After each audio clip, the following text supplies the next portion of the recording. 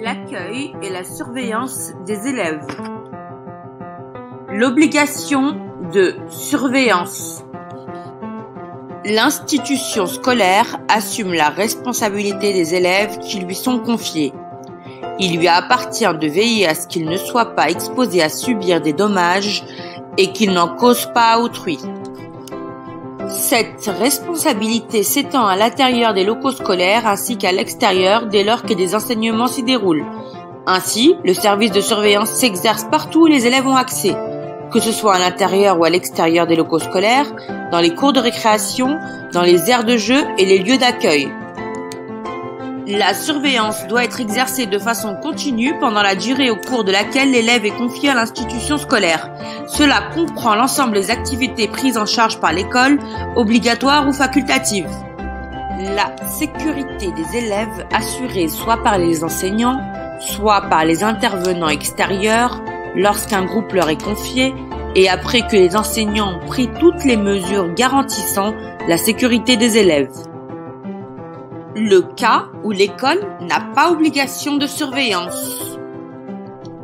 Avant la prise en charge par les enseignants, les enfants sont sous la seule responsabilité des parents. À l'école maternelle, les parents sont responsables du choix de la personne désignée pour reprendre un enfant à la sortie des classes. Dans le cadre des activités organisées dans les locaux scolaires par la commune, restauration, activités périscolaires, garderie, le directeur d'école n'a pas de directive à donner aux personnes chargées de la surveillance, sauf s'il a accepté cette mission. De même, les enseignants n'ont de responsabilité à assumer que s'ils ont accepté d'exercer une telle surveillance. Dans ce cadre, les enseignants agissent pour le compte de la commune, mais sont couverts par les dispositions de l'article L911-4 du Code de l'éducation. L'institution scolaire n'a pas compétence en matière de surveillance pendant les transports scolaires. La surveillance relève alors du département ou de l'organisateur secondaire désigné. La municipalité est responsable de la sécurité sur la voie publique et de l'aménagement des aires de stationnement des cars. À cet égard, si le directeur constate des anomalies, il doit se rapprocher des services municipaux pour permettre une sécurité optimale. Comment s'organise la surveillance? Le rôle du directeur d'école. Le directeur d'école organise l'accueil et la surveillance des élèves. Le service de surveillance à l'accueil et à la sortie des classes du matin et de l'après-midi et pendant les récréations est défini en conseil des maîtres. Un roulement des maîtres est organisé et le tableau de surveillance doit être affiché dans l'école. Les modalités. Les modalités de surveillance retenues et précisées dans le règlement intérieur doivent être adaptées en fonction des effectifs, de la configuration des lieux, du matériel scolaire et de la nature des activités. Dès qu'un enseignant ou une personne responsable d'une activité scolaire constate une absence, il en informe le directeur d'école qui prend contact immédiatement avec les responsables de l'élève afin qu'elle en fasse connaître les motifs. L'accueil des élèves.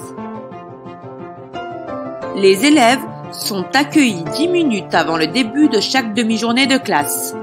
Article D.321-12 du Code de l'éducation. À l'école maternelle. Dans les classes et sections maternelles, les enfants sont remis par là ou les personnes les accompagnant, au personnel chargé de la surveillance ou chargé de l'accueil. Les élèves sont repris à la fin de chaque demi-journée par là où les personnes responsables ou à leur demande par un service de garde de restauration scolaire, de transport ou par l'accueil périscolaire auquel l'élève est inscrit. En cas de négligence répétée des responsables légaux pour que leur enfant soit repris à la sortie de chaque classe aux heures fixées par le règlement intérieur, le directeur d'école leur rappelle qu'ils sont tenus de respecter les dispositions fixées par le règlement intérieur. Si la situation persiste, le directeur d'école engage un dialogue approfondi avec ceci pour prendre en compte les causes des difficultés qu'ils peuvent rencontrer et les aider à les résoudre. La persistance de ces manquements et le bilan du dialogue conduit avec la famille peuvent l'amener à transmettre une information préoccupante au président du Conseil général. Dans le cadre de la protection de l'enfance, selon les modalités prévues par les protocoles départementaux. A. L'école élémentaire. À l'issue des classes du matin ou de l'après-midi, la sortie des élèves s'effectue sous la surveillance d'un enseignant dans la limite de l'enceinte des locaux scolaires, sauf pour les élèves pris en charge, à la demande des responsables légaux par un service de garde, de transport, de restauration ou par un dispositif d'accompagnement ou par l'accueil périscolaire auquel l'élève est inscrit. La sortie individuelle. C'est le directeur qui autorise la sortie individuelle d'un élève pendant le temps scolaire pour recevoir à l'extérieur des soins spécialisés ou des enseignements adaptés, sous réserve de la présence d'un accompagnateur, selon les dispositions établies avec la famille. L'enseignant remet l'enfant à l'accompagnateur, qui lui-même le remet à l'enseignant au retour.